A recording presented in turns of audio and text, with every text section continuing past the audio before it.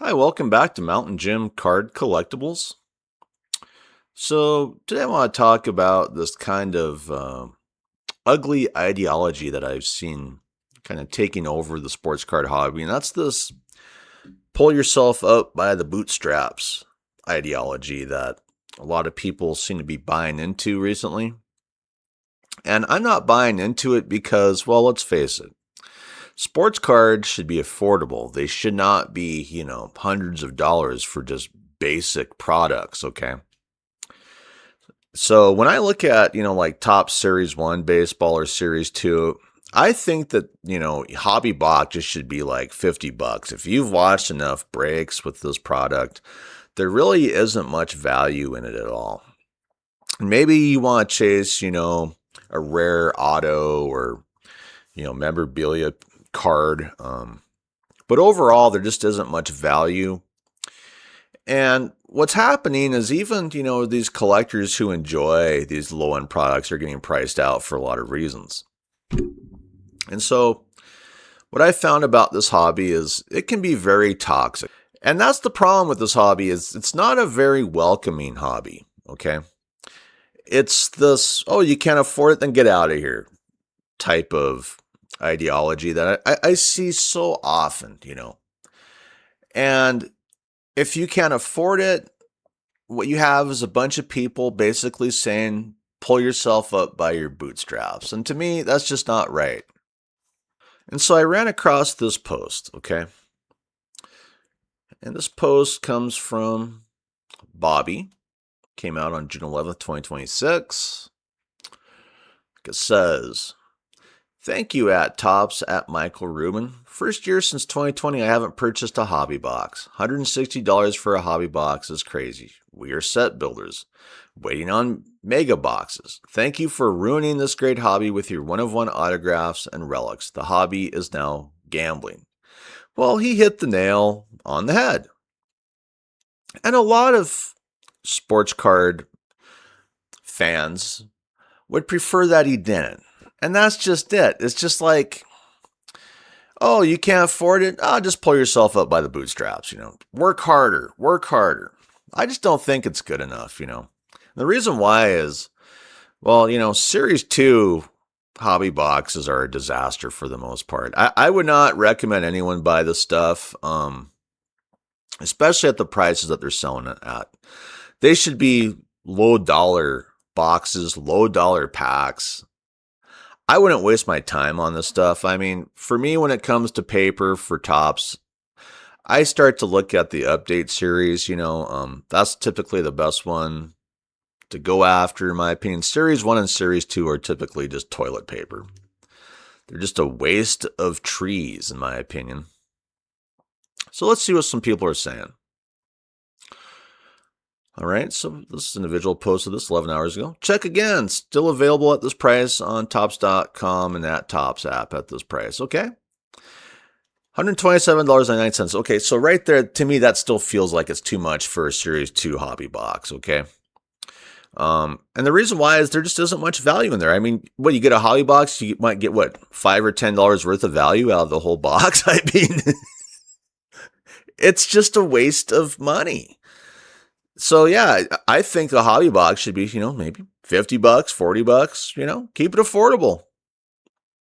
And like he says, his reply, still a crazy price for a hobby box. I just refuse to play this game anymore. I'll wait for the megas. Eventually just going to get the set. I like the tradition of building the set like I did as a kid, but Topps just keeps making it difficult for true collectors.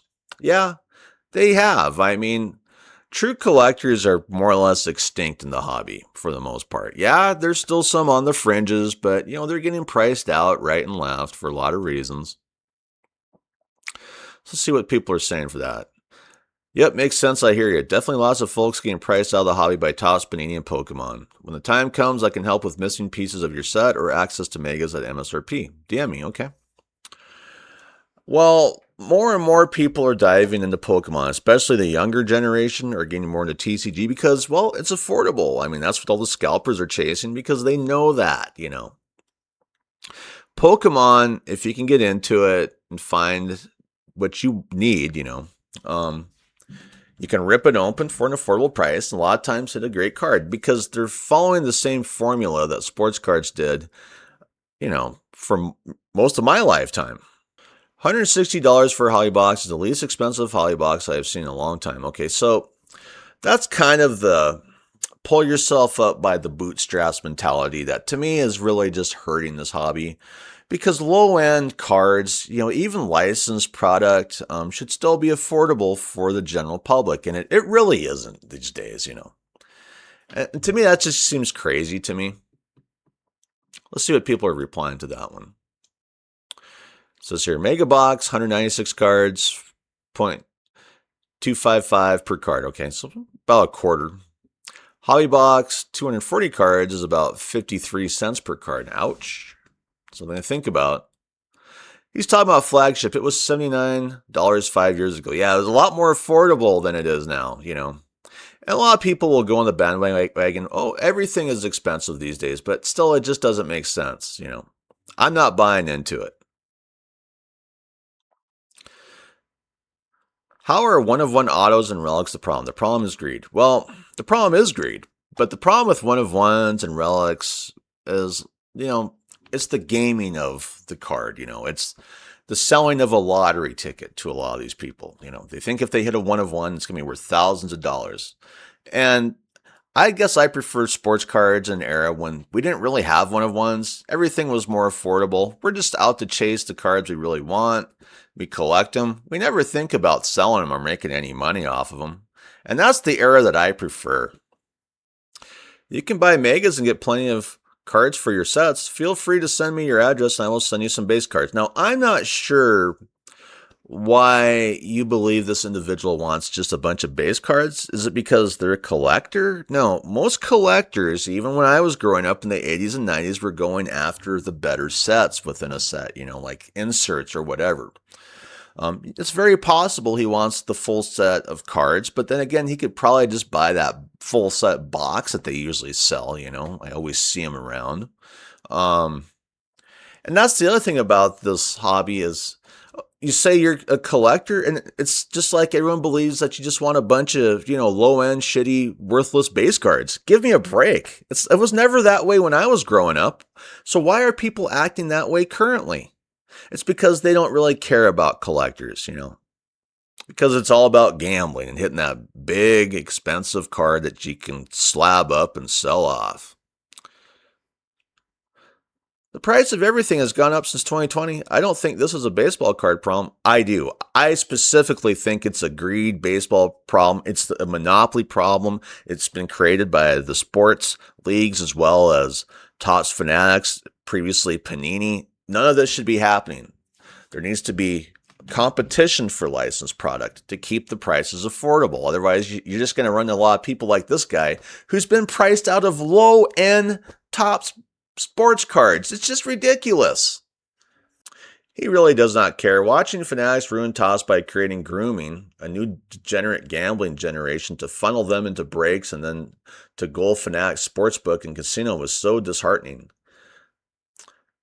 It has a few names there. Looks like you are being found out. Sad to see kids losing out on such core memories. Well, a lot of kids I believe, are still having awesome memories, but typically with TCG and Pokemon, because it's more affordable, this monopoly that the sports leagues and Topps Fanatics has created has just priced out so many people on so many different ends, I don't know how, sports cards are going to look 10 years from now.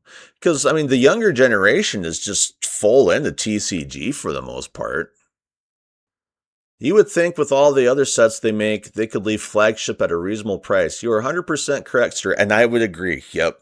Flagship paper products should all be at low prices. Hobby boxes, everything. Keep it low. No, they can't do that. And then you get gaslit by a bunch of people telling you to pick yourself up, pull yourself up by the bootstraps. Oh, you've been priced out of the hobby, too bad. Pull yourself up by the bootstraps some more. And I'm just like, kiss my ass. This one, just ask any breaker for the base. It all gets thrown away. Well, once again, is this what people see when they see a collector? Oh, you must want cheap base cards. Give me a break. $300 for a jumbo last I saw. I passed. Price me out. Oh, definitely. Low end products, something like Series 2. I mean, Series 2, Series 1 is just toilet paper, you know. I mean, I've watched enough breaks to go, it's just not worth $10. It really isn't. I mean, for the most part, um, low end, no name autos, you know, really napkin patch, memorabilia cards, you know, coming out of these products. A few numbered cards that really don't stand out. You know, it's trash for the most part. It didn't just become gambling. Yeah, it's been gambling now for a bit, but yeah, I mean, more and more people are realizing that, oh, you're a collector. Oh, time to move on, you know. Collectors have more or less gone extinct in the sports card hobby. And it's all because of the greed in it and the type of people who have moved in, you know. I mean, gamblers over collectors, breaking companies over, you know, mom and pop ripping them open at home with the kids. You know, it's just such an ugly look. To me, it goes along with what the USA has turned into, which is really just a greedy sideshow of, you know, bad people always taking advantage of others. And I know that's just part of capitalism, but it never used to be. $160 for a hobby box is fair. Now, $1,600, I'm with you all the way. Well, still $160, you know. I mean, take a look at this picture, you know. Here he is in 2020 with his kid. I'm sure he still has to help pay for the kid, okay? That gets expensive, you know. And so when you start to spend more money on a low-end product, you know, that should be priced a lot lower, it takes money out of the kids' mouths. And that's what so many people in this hobby don't understand, you know, about the world, you know. When food gets to be super expensive and rent gets to be super expensive and gas prices are super expensive, just they don't understand all the people who are getting hurt when you start to sacrifice your money for something like, say, low-end sports cards. And that's why I believe that this stuff should still be affordable. See, 160 for a hobby box is cheap. Laugh out loud. See, this guy's even laugh out loud. Laugh out loud. Why?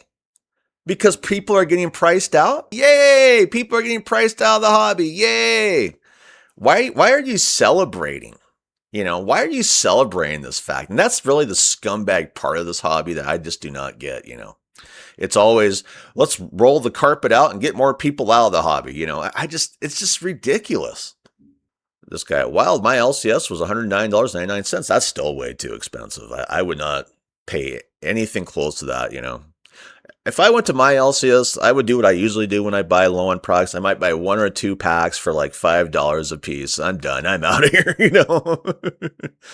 Then we have this guy, STFU. Of course, you know. That's the nature of the sports card hobby. It's just attack, attack, attack. Attack people who can't afford it, you know. So, overall, the hobby has been taken over by a bunch of just go pull yourself up by the bootstrap scumbags. They don't really care about other people in the hobby. All they care about is what they can do. And what gets me is this level of greed is really just showing the exit door to so many people, you know, and it's always in your face. It's like, oh, you can't afford it, get out, you know. I just wish I had $1 for every time I was told to get out of the sports card hobby, you know. I mean, come on, I mean, that seems to be one of the favorite things. Maybe I should create a t-shirt, get out of the sports card hobby and try to market it, you know. People would probably be buying it up, man, because that's really the type of assholes you have in this hobby these days, you know.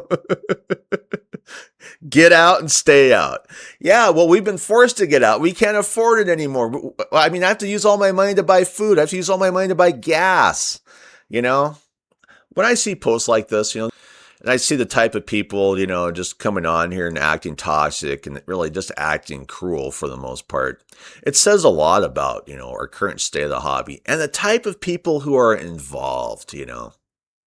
If I could go back in time, I'd prefer to hang out with my old 80s and 90s crowd of collectors than today's crowd. And not to be mean, but it was a friendly hobby. it doesn't feel friendly these days. It just feels very cruel and toxic and, oh, you're not good enough, then get out, leave. Leave us alone so we can sit and gamble all of our money and chase lottery tickets and kiss Michael Rubin's ass from morning to night. So I'd like to thank my subscribers. You're the only reason I keep doing this. I'd like to remind you I'm still not monetized. But thank you for subscribing, because I know how toxic this hobby is. And if you're a viewer and if you haven't subscribed, if you could give me a thumbs up, that would really help me out. And then if you could hit the subscription button, that would even help me out even more. So anyway, I hope you have a great day. I'm out of here. Bye.